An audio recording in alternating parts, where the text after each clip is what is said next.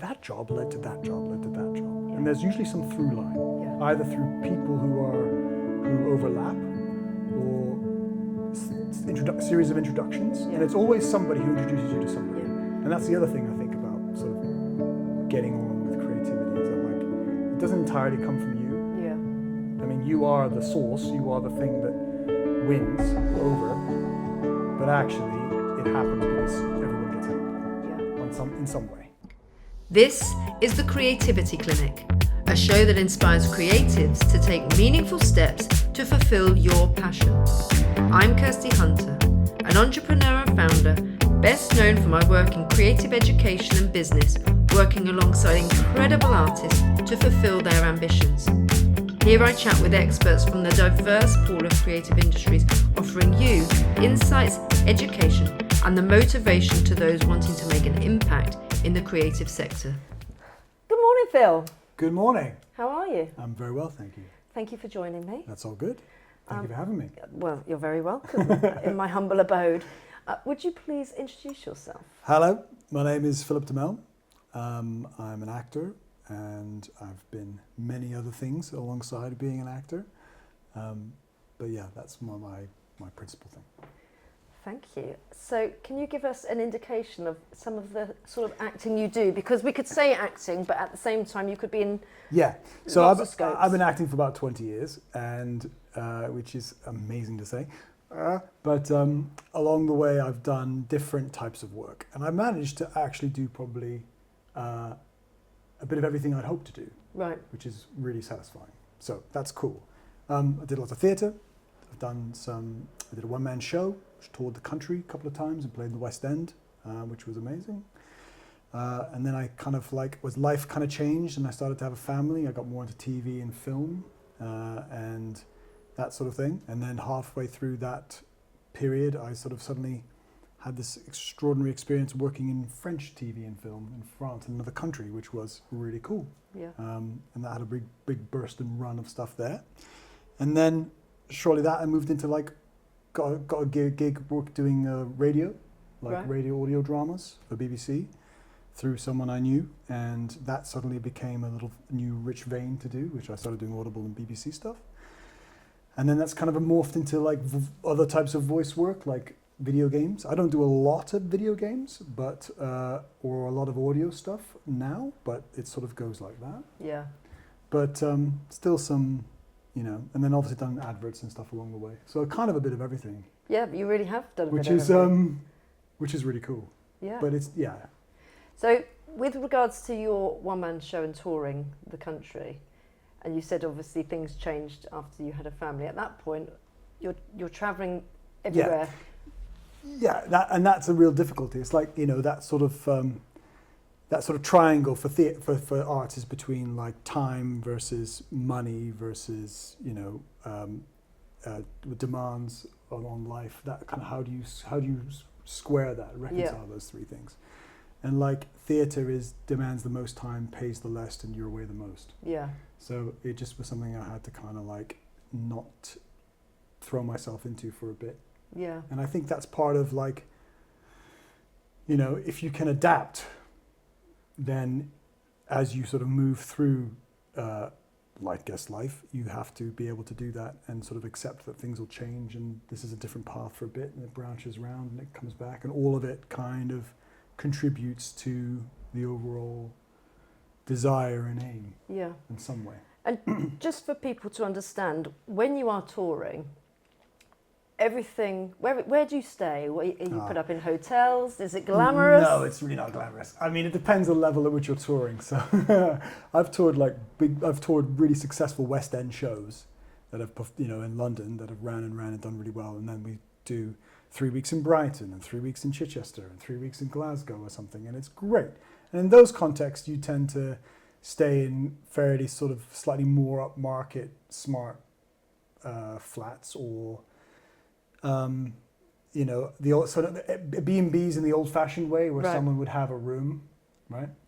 So there's that, or there's other times when you stay in places where perhaps the budget isn't so healthy, Yeah. sort of mid-range or low-range theatre. It's like my one-man show was a production, small-scale production that sort of grew as we performed it. But literally, you're staying in, you know, some sort of old couple's bedroom that their child once slept in. You know, and their dog is panting at the doorway because there's someone new in the house, and you're like, you know, that sort of like thing. And then, you know, you try and cook in their kitchen one night to save some cash, and it doesn't go very well, and you stink the place out, and then you don't cook there again. So and they're like, we're not doing this with these actors. Don't cook fish. And I'm like, I'm sorry. That's all I know how to cook. Yeah. So I guess you don't get a choice in where you're staying in those moments. No, exactly. You basically, you're the producer decides, and so this is where you're going to stay. Yeah. So for film, it's amazing. It's different. So you can stay in really swanky hotels, and if you're abroad filming, the swankier the hotel usually. Yeah. And when you're traveling, obviously it sounds great to say I'm going to all of these different and new places, but in reality, do you actually get to see those cities and those places? It depends. So it varies. I've been to Italy 3 times, but I only actually saw Italy for the first time last year. Right. And that wasn't even a job, that was a holiday. And Yeah. I'm just going to go and see this because I actually want to see. I've been to Milan to shoot an advert, and you just sort of fly in the evening before, you go to the wardrobe, then you go back to the hotel room and you're by yourself. And that's the thing about filming mostly, is unless you're there for a sustained period of time, it's really lonely. Yeah. I find. Even if you're going off to film something in Bristol, everything is you're sort of all sort of marshaled into your places, so they know where you are, they know you arrived, they know that everything's going to work for the shoot in time. So I find that quite, I don't like it. Right. There have been other jobs though, where like when I filmed something in Budapest, where I was staying in a really smart hotel, and I was there for 2 weeks, and the other actors everyone was new, so everyone's kind of trying to find a dynamic, and people are more sociable at the beginning because they're trying to sort of settle into something. Yeah. But the kind of work I tend to do is I tend not to play lead parts. I tend to play parts that kind of guest and pop up in several episodes or something. Right. So it's all fragmented. And then when you're trying to jump into a groove that already exists, it isn't sort of all romantic and sociable. Yeah. Like theatre is different. That's why theatre is great, because theatre is romantic and sociable, and it's a collective effort. That Everyone is relying on everybody, no matter how big or how small their part is, what they're doing.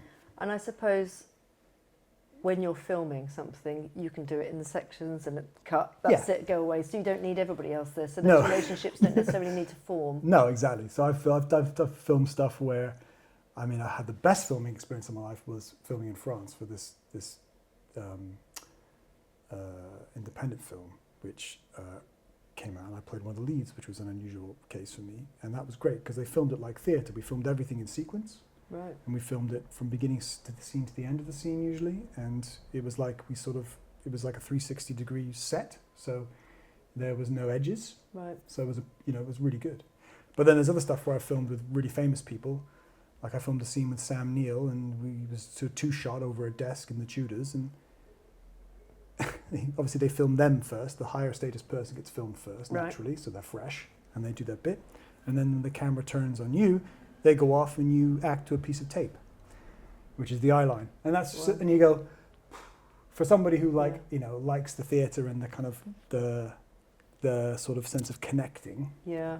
That becomes a little bit like, so, there's I suppose what's interesting about the time I remember like being at drama school, where it's about an ideal. Yeah. Yeah, and then having that shift after sort of training and going into the world to do it as a job, where it suddenly becomes a job. Yeah. And that is, I know some actors who find that quite hard. Yeah. Because that job dynamic is a completely different, doesn't match the expectation. Yeah.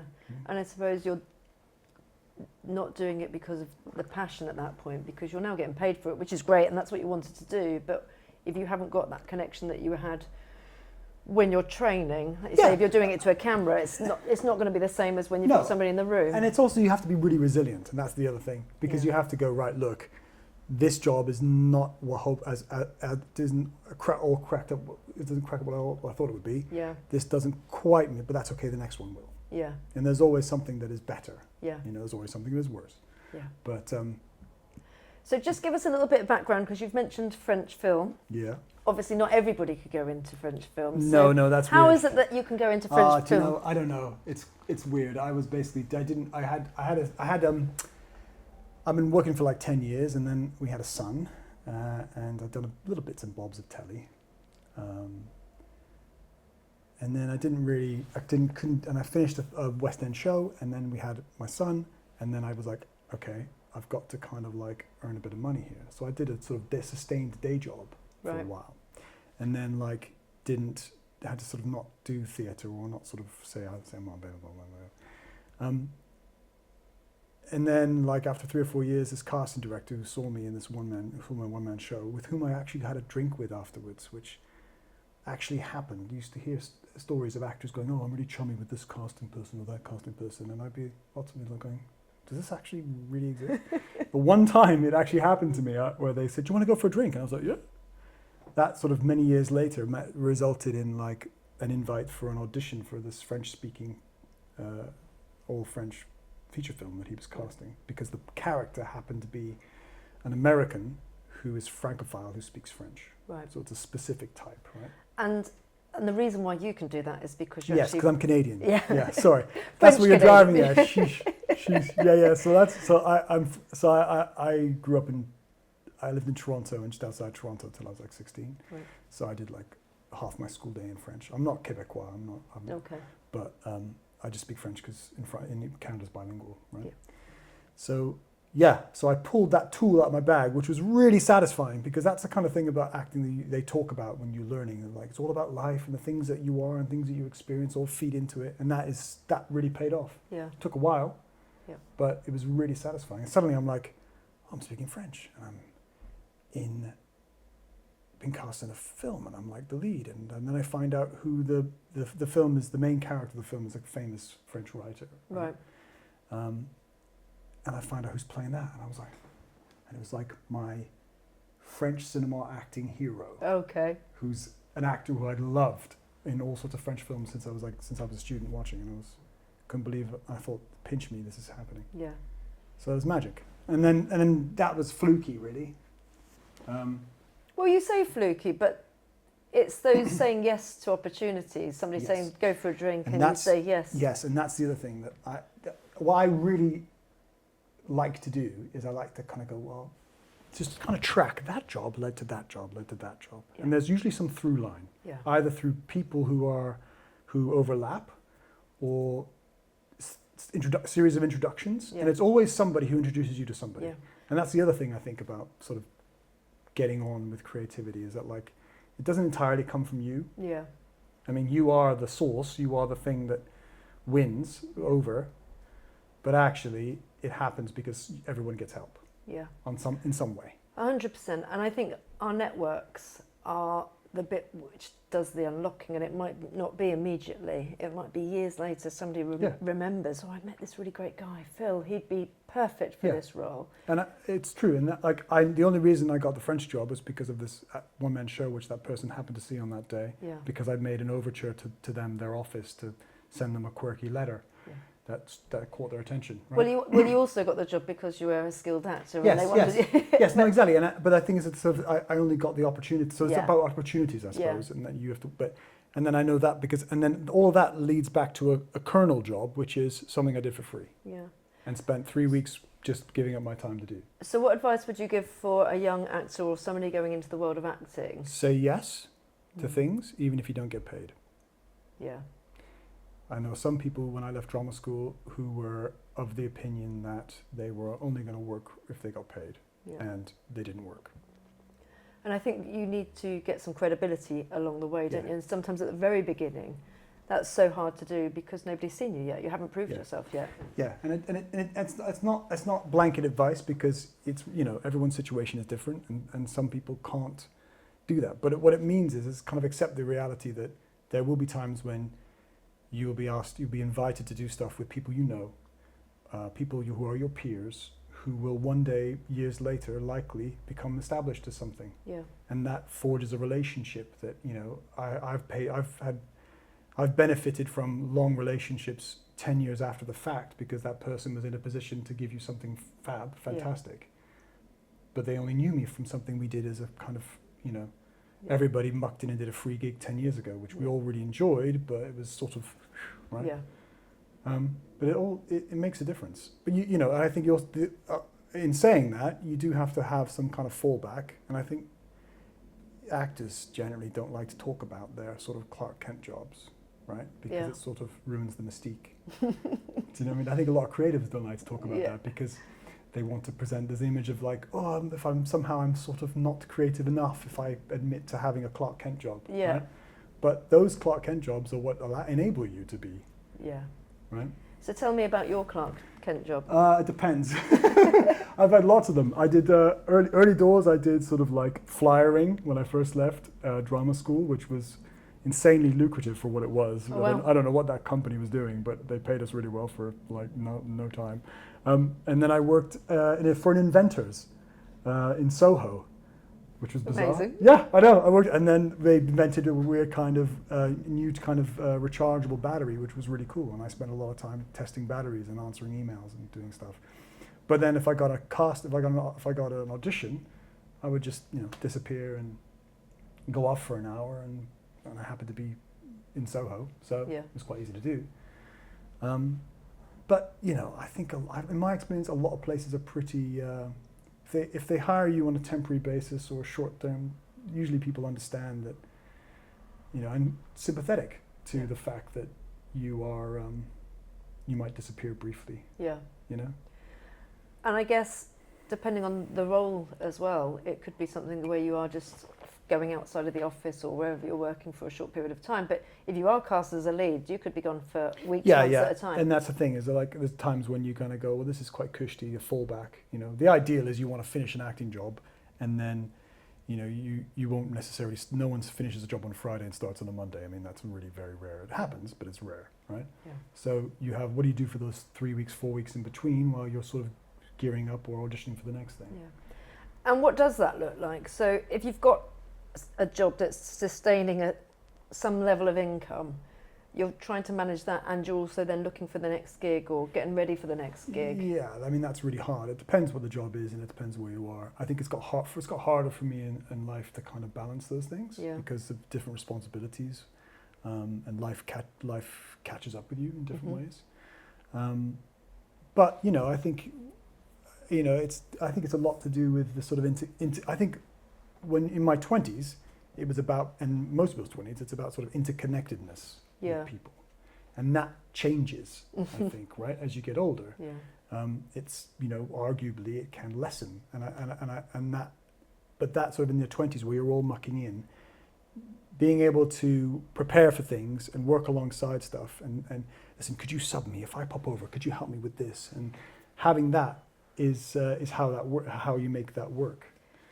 And I guess being at events and meets and greets and all of that interpersonal stuff that maybe when you've got a family is less accessible for you. Yeah, I mean, so you want to go out, I think some of the most successful actors who, as well as being supremely talented, just went out all the time in the first days. Like I had a flatmate who I lived with for a year and a half, who we were really chums before we kind of went through acting school. And then went to different acting schools, but then lived with each other for 18 months. I didn't see him. He was super talented and very successful. I didn't see him, partly because I think he's being invited out all sorts of places because people were like, this guy's like this, right? Yeah. But we hardly saw each other. We'd turn up at the same shows now and again, right? But, and I think I look back and I go, well, that is something that you could sort of do to sort of generate your own luck in many ways, right? Absolutely.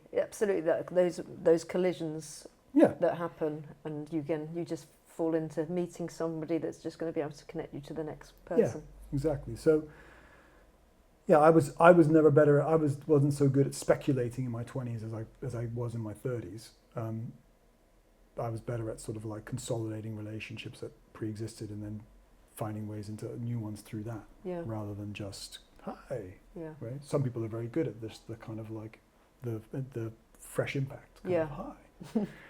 Yeah, I took a little bit of time to learn how to make that work, which paid off later. But how do you find the roles that sort of, do they come to you? Are you looking for them, or No. are So you have an agent. Okay. Like, there's an old adage that if you're a theatre actor, you get your own jobs because it's a more sociable world where it's interconnected and people like, oh, that person, call that person's agent because I've worked with them before. Right. And filming is generally entirely through casting directors Okay. and agents.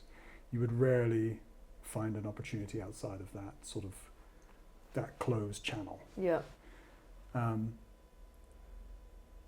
I think I found it that it's got more slightly closed off. I don't know whether it's because it's just where I'm at in life. I don't know if someone who's leaving drama school would find that to be true. Right. So how does it work? So you sign with an agent for a period of time, or No, you don't. You just basically it's like a relationship. Do you want to go out with me? Yeah. That's how it is. You don't sign any. I mean, I think that actually I say that my agent I have now, I have something I've signed at some point in time, but it's more of a formality rather than a necessity. You don't Right. pay anything, for example. Yeah. That would be a massive red flag. Yeah. If somebody said, "Give me some quid," and I'll, I think it happens with child actors, but yeah. So you kind of just sort of meet, and both. I've had two agents. One I stayed with for too long, Right. and then struggled to find another one until eventually I got some help. And the one I'm with now is great. It's they're a really good agent. They're a bit busy, so they sort of send me typically TV film kind of things and Right. adverts and stuff. Less so theatre because I've signalled that that's something that's a bit trickier. I think it's hard to get an agent. It was hard to change agents, I find, because you had to get help from I got help from a casting director to help get an agent. Right. Was there somebody to vouch for somebody? And this is coming back to like getting help. Right? Yeah. But I think there's more openness to young actors and new actors because that's sort of unknown discovery and potential. Right? Yeah. But I think if you're trying to get into acting without having been to drama school, I think that's harder. Mm. That's a harder door to walk through. Because I'm assuming when you're in drama school, you're already given access to who those people might be to go Yeah. and steer towards. Yeah, and I think there are a lot of drama. Okay, there are a lot of drama schools, and I think each one has their kind of reputation or sort of, and there'll be some that are sort of, well, if you have the 30 people who are coming out of this school versus the 30 people who are coming out of that school, and there's 1,500 new actors coming out every summertime. Yeah. That's quite a lot. Yeah. No one casting director can cover that. Yeah. So they'll probably go, well, I found 3 great people from this place before, and naturally you might, Go back there. go back there. Yeah. And was it COVID where the landscape changed about doing self-tapes, or was that always No, a thing before? I think it's a thing before. I mean, I think in US and UK, it came earlier than everywhere else. Right. Because when I started working in France, it was very new in 2017, whereas the UK did it. But they didn't do it as pervasively, Okay. right? Like, I think leading up to 2020, I was finding that it was like probably 50-50 between in-person and self-tapes. And self-tapes are great. Self-tapes are great because you might get seen for something that you'd never get seen before. Okay. And I think I had a casting friend of mine explain it, and I think this is probably broadly true. But, if a casting director hires a studio for a day or for 2, and they have 20 parts to cast, they're probably going to get 5, maybe 6 people in for each part tops because Right. of the time that they have Yeah. to bring people in necessarily, right? And there's a budget attached to that process, blah, blah, blah. So you might get 5 or 6 people, and they might get a couple of well-known faces, a couple of sort of people who've experienced, and maybe somebody who they've seen but hasn't quite, they might do a range like that. Yeah. So that's great, but so any one role might get that number of people, whereas in a self-tapes context, they might receive 25, 30 submissions for that role. Yeah. It doesn't mean that everyone gets considered equally, Yeah. because there's probably some sifting happening. Yeah. But there's a chance, Yeah. and that is a benefit. I think the drawback of self-tapes, which may be just like my own impression, but the drawback of self-tapes is I think they watch when you're not in the room and you just present something which has to be sort of simple and one take often, they look at the self-tape and they go, oh, okay, that's how he'd do it. Yeah. Okay, that's not right. Yeah. Whereas actually, if you're in a room and you do that once, that's not how it goes. They don't go, oh, you do it like that, bye. Yeah. They would go, so yeah, that's great. Could you just try that and maybe change this? Actually, and you realize, oh, you want to play in a completely different style. Yeah. And you figure it out, Yeah. which you can't always glean by just one page of dialogue. And they can see how adaptable and responsive Exactly. you are to their direction. So Exactly. they're changing it. But also the chemistry that you get when it's an in-person meet can just be, you might not get that sense of electricity when you just watch a self-tape. It's true. And the self-tape, there's a rule like that I think is quite a good rule, is that if you try and tape yourself and you can't do it in 3 takes, then you haven't prepared enough. Right. So if you're doing take after take after take at home, it's only going to be frustrating. You just need to kind of stop and just sort of step away and look at it and go again. And typically, do they always give you some script to recite that is from that particular role that you're going for? Yeah, usually, you rarely get the whole thing because it's often about disclosure, and you get an NDA, so you can't. So you might get a part for like a doctor in a film with so and so, and you look up the film and you think, oh, so that the actor's attached. Oh wow, okay, fine. And you get a feel for what kind of film it might be, and you might hear the director's name, and you get a feel for their work a bit, and then you kind of think, okay, well that gives you a style how to approach this. But you might get the doctor part with the lead character, and you have 6 lines, and that's it. And you don't know anything about the story, especially. Yeah. So you just gotta go. I mean, that's fine. That's probably the most frequent thing, and occasionally you get like 1 line, which you go, what's the point? Because anybody could do this. Yeah. I had that in person once. There was one audition for where I went in and loads of other people were in the corridor, and nobody got the script and nobody knew what the casting was. And you turn up and everybody's like, do you know what this is? No. And then one person comes out and find out it's for like, this is years ago, so I'm not disclosing anything. It's like a Woody Allen film. Right, cool. And all you do and go in is say 1 line. Hi, good morning. Is that it? Yeah. Wow. Do it again. Hi, good morning. And they just want to see your feel of you, right? And literally, you're like, it's just like it's a fart and a smile, and you go, and that's it, and then you go, what does that tell anyone? So that if you what sort of money are you getting paid for that? Well, I don't know, but I mean the audition like is 50 nothing. quid. No, the audition is nothing, but you might, like, that might not be all the character says. Yeah. But they're so secretive about it. Right. Okay. So you get very little. That's the extreme, and that's very rare. But you just get bits usually. And would you even get on the credits? I don't know. I don't know. You're not waiting for my name. And what I do like occasionally is where they go, you could audition for this role, but we can't give you any of that text, so we're giving you a random role, which is a woman in her 80s. And you're like, what? So I'm supposed to read this as though I'm this person, potentially, Right. Yeah. Okay. I'm like, and I get to a point in time where I go, this is just bollocks.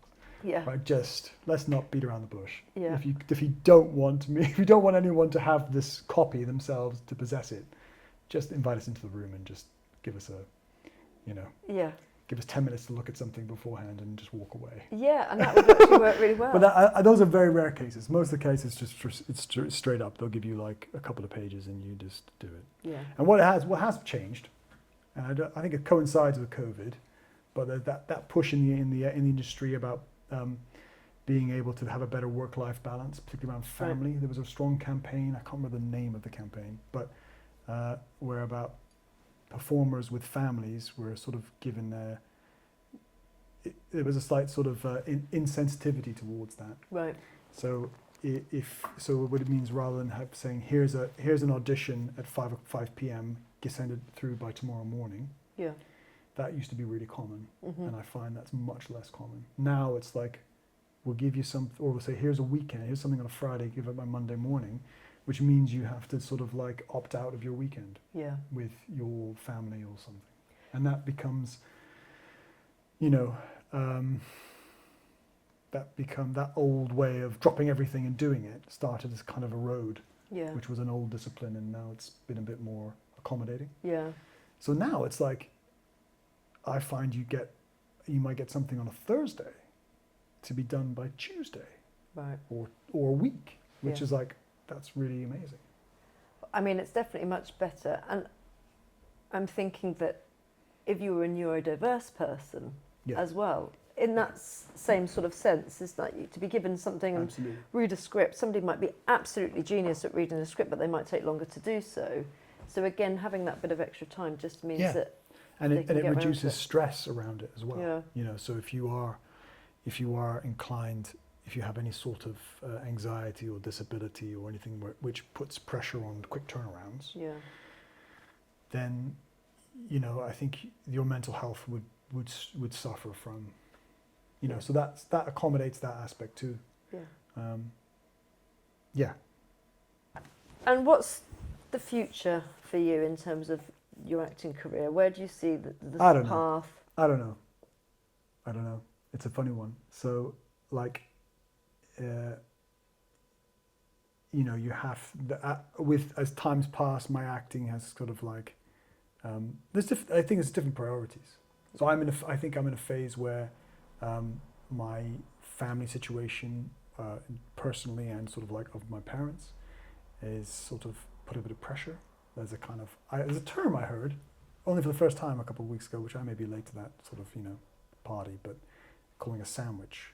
So the point at which I started to have a young family, my parents were sort of Right. pressuring down, and I'm in this sort of midlife phase where it's like quite hard to think about where I'm going next creatively. Yeah. You've got responsibilities on either side, Yeah, kind of. and it's pressured. So it's Yeah. like, so I'm sort of riding through it.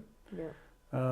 And it might sort of change, but I think, you know, I accepting that like it will change, whether it goes off in a different angle creatively, or whether it becomes just something that's far more my own passion.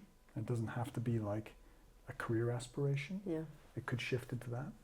The other stuff that I've done alongside acting, where I've done like theatre producing, or doing what I did with my best friend for about 5 or 6 years after drama school. We did tours around the country. That was brilliant.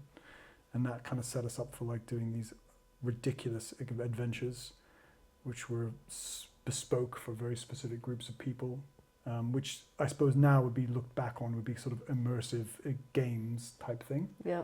So I've seen some of your immersive games, because I know that you did an amazing set for your daughter's birthday. I did. So I did a kind of mini version of what we used to do for like adults, and we were doing it before it was a thing that anyone monetized and figured out, right? And it was about sort of 2012 to 2016 we did it, and we did about 12 different adventures, as we called them, Right. where we basically and it was typically around sort of big life events for individuals, where it started where I got married in the same year that my best friend got married, and we were both best man to each other, so we put on these stag do's, and we weren't interested in the usual thing of like, you know, girls and booze and stuff. That's not really our thing. We did something creative, so like I sort of created this sort of story for him that cast him as a spy, because his grandfather used to be a spy, he found out recently, and his papers had just been released at the archives, and he was kind of talking about it, and I was like, that's quite cool, it's personal to you. Yeah. Right? And I knew him, what things would make him laugh, things that would make him sort of feel uncomfortable, things that would make everyone else in the group kind of enjoy and sort of, you know, get in the spirit of fun and have something to talk about forever. Yeah. So we did this sort of 6-hour event all around the trail through London, where he sort of met with his friends and did stupid stuff, and ended up in a lovely weekend in the country, right, where we sort of camped in a yurt, and it was all part of a story. Right. We had to achieve something like a hero sort of quest. And then he did the same for me and upped the ante, which was with video and images and things being sent to me well in advance to kind of condition me to sort of have a certain expectation or to think a certain way. And so we started telling people about it, and people were like, that's amazing. I've got a friend's birthday. I want to do, So we did things for people who were like turning 80. Right. Where we'd sort of you know, where we did things for people who were, you know, having their 21st birthday, their 18th, or their wedding. It's often stag do's or hen do things where they just wanted something completely different. We did things for like a company who were really kind of startup and wanted to do like a cool team building thing, which was for about 20 odd people, and that was a different type of style. But we basically, what was good about it is that you'd kind of meet the best friend and the group, the friendship group around the individual, and ask them loads of questions about that person and get a feel for them. Yeah. Like what makes them tick? What's the sort of like makes them laugh? What makes them feel uncomfortable? What, you know, and then so what kind of story do you want that person to have? What, you know, what kind of experience do you want your mate to have on the day? And then we come up with a story that sort of fits them. And some of them lasted 4 or 5 hours and took place around central London, and 1 or 2 of them lasted 12 hours. Yeah. And started in, one of them, the best one, was started in Heathrow Airport early one morning, and, you know, went to North London, round Central, all the way around the city, and then sort of ended up in a Folly Tower in Somerset at sunset. Amazing. So, like, they were really cool. People were like, that was the most incredible. And then everyone has something to talk about for the rest of the weekend. Yeah. And your life, rest of your life. Yeah. But then you basically have giggles and you get you drinks along the way, and it's no one's role playing. Yeah. Right? But you just sort of know that there's something you're following. Yeah. But you're still yourself. Sounds amazing. I think you should bring it back. Yeah, it's very good. It's just, you know, when you're trying to do something creative, you know, and it's trying to find a way through. The difficulty with it was that we were, I suppose it was, financially it was hard. Yeah. Because it was, you know, you have ambitions way beyond your budget. Yeah. Right? And you're trying to go, you could do this and you could do that. And you go, yeah, but. And but then the amount of work did not sort of meet the sort of the payment that you could ever do, and also you don't do it between 2 people.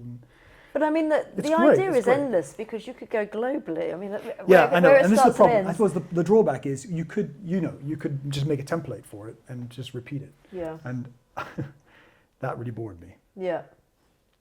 No, the bespoke side of it. The problem solving and the working out and the creative thing of going, well, what could we really do to get... You're basically like being a playwright, and you have an audience of 10 people. But who wouldn't want to have a bespoke, individualised, you know, adventure that was put on for them? Yes. And if you can afford to pay for it, then great. Yeah, but the thing is, the person who enjoys it the most has no idea about it. Right.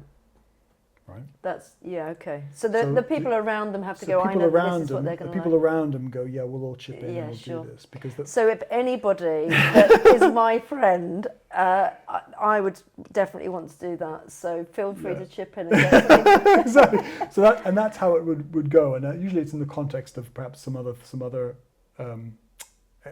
requirement, like a wedding or whatever. Yeah. So it was just. And I think, you know, if we just decided to make templates, it could have rolled a bit more, and we made our lives a bit easier. But like the creative in me was going, that's really boring. I don't want to just repeat the same thing over and over again. No. Because, you know, turning this you know, casting this girl as Indiana Jones meets Amelie for a day, and having this sort of whimsical, rather tongue-in-cheek adventure throughout the day was great. Yeah. Casting this person as like a medieval knight. He's the only one who knows that he's a medieval knight, and he's having to walk through central London talking to people as though he's a medieval knight, and trying to figure out who are the people that are going to, you know, like my favorite experience for that because we have to kind of, was also fun because you'd have to like rope in different people. Yeah. So like I'd be saying random characters on the street. Not random characters on the street, but random people who are not actors. So I'd be working with actors and non-actors, and that was really fun. So like I knew, so this, you know, the one girl loved George Clooney, and I knew I had a friend's uncle who looked a bit like George Clooney, and was the same kind of twinkly, kind of smooth American type. And I was like, listen, you know, could you go and maybe do this, and you know, this is the thing. All you got to do is go up to this person and give them something, an object, and talk to them, and then have a little chit chat. And he's a very smooth person who was very good at he was a talker in his job. Just go and do it. Would you do that? Yeah. And you just need to go up and do it for like half an hour on this Saturday at 12 o'clock. If you meet there, I'll give you the nod, and you just walk along, and you know. So there's no demand for your time really. Yeah. You just have a little laugh for half an hour, and they go and do that. And that's really cool. And Yeah. it suddenly it all gels, and you have this sort of map of matrix of how all these moments come together. But I suppose the production of that, Yeah, is like yeah, you're yeah. going along going, is he going to do it? Or is he going to fuck up? Like, yeah. And are they going to go into is the he- right shot? is he going to be on time? Like, Yes. And that's the thing. So that the scale of planning yeah, is part of what made it very difficult. yeah. So and also I have to go to places like I went to Hampstead about 7 times to find the right place to enact a weird cultist ritual in the woods where no one would see it. I Right? suppose, Like yeah. it's just sort of weird, where is this venue that's going to evoke this feeling for this person that they've never seen before and is going to go, what the? Yeah, I know. I mean, I can see the cost just ramping up. Yeah, as and you it's kinda- and it's you know, and it basically just means that you kind of do it for love, yeah, and that's great because you're starting something out. But it's hard to reconcile it with small children. Okay. And, yeah. But it's well, great. we're going to come back and have a think about like how we can make it more viable, the financial scale. Yeah. My brain's ticking. I'm like, yeah, this has got to be something. So you're not sure on the journey for where the acting life might be. No, but then again, I've never been a planner. Like, I'm not a person who goes, right, in 5 years' time, I'm going to do this kind of job. If opportunities present me, I'll kind of go, that's great. And Yeah. I'll kind of grab it. Like, you know, I got an agent in France because of the film got released, and I just went there and I speculated, and I just plonked myself in Paris and had a couple of people give me some introductions and just pushed and pushed and pushed. Yeah. You know. Do you think there's ever been a time where you've missed an opportunity where you wish you'd said yes to something that you didn't?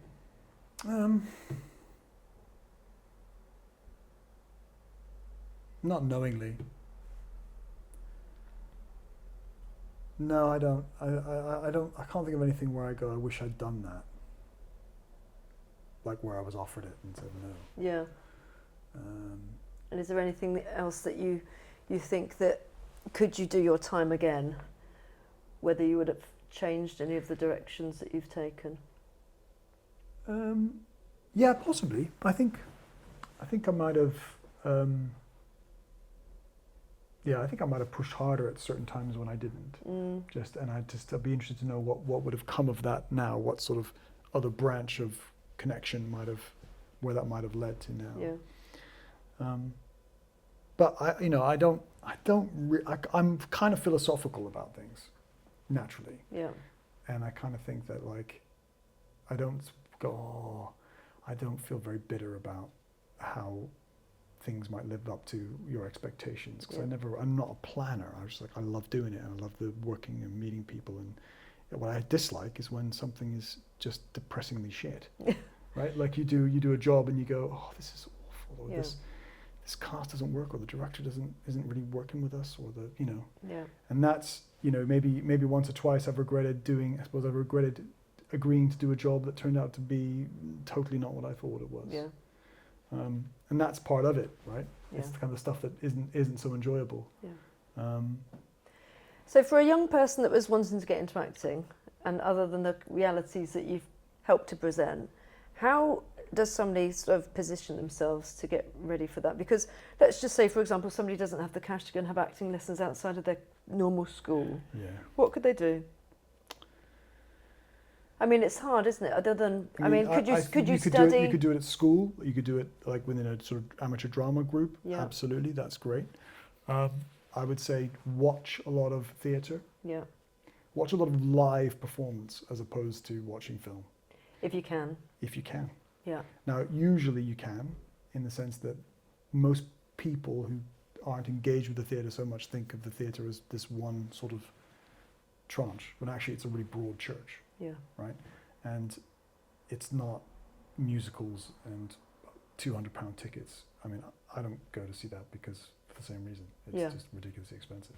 But there's a lot of very interesting theatre and performance that is like less than 20 quid. Yeah. That, isn't something that everyone else is talking about. Yeah.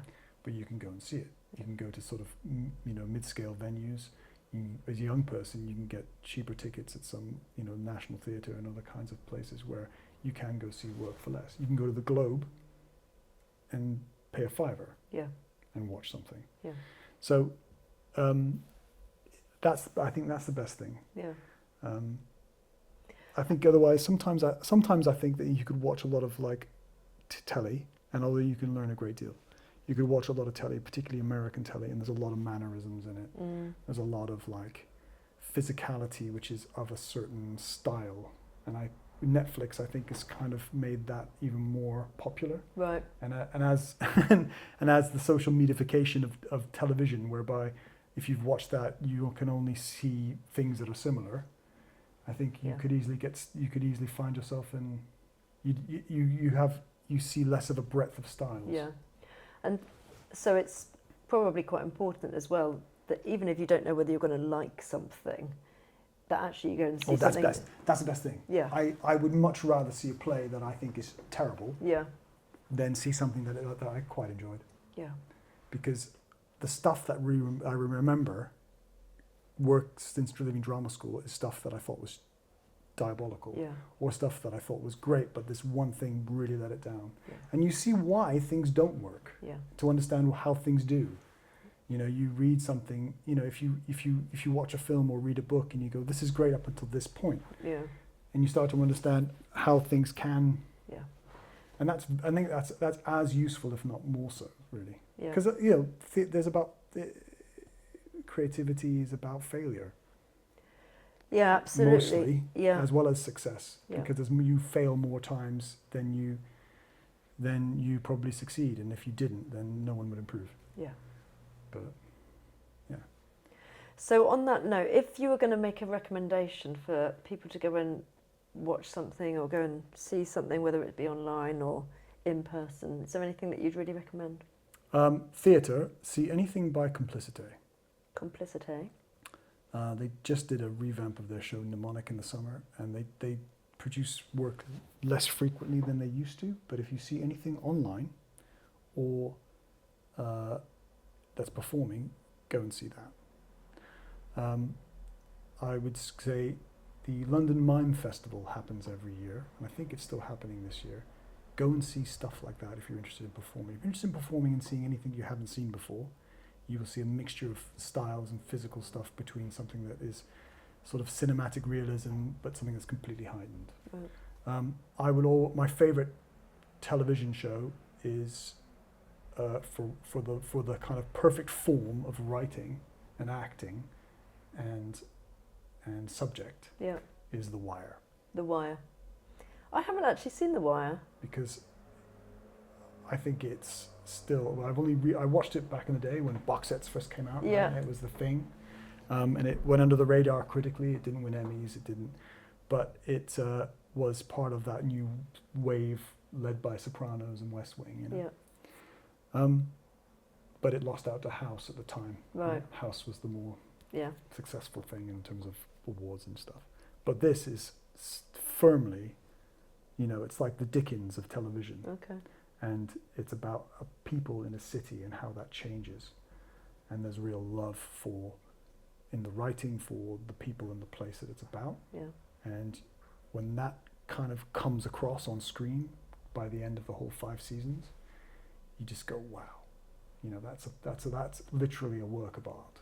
Because some of the best art you see is something that hits you emotionally. Yeah. And it's also about life. Yeah. That's really cool. Well, I've got so many things to add to my list. It's amazing. But a full 5 series, it's going to take some time. Yeah, no, it takes some time, and it's only on now. And I revisited it this year, in fact, for the first time to see how does it compare to, you know, the advent of writing that's come in its wake. Yeah. And I still think it's up there with, you know, some of the best writing and acting I've seen on telly. Well, thank you so much for joining me today. Hey, that's cool. Thank you very much for having me. And I look forward to a resurgence of the work that's going to come for taking us around the globe. Well, we'll see.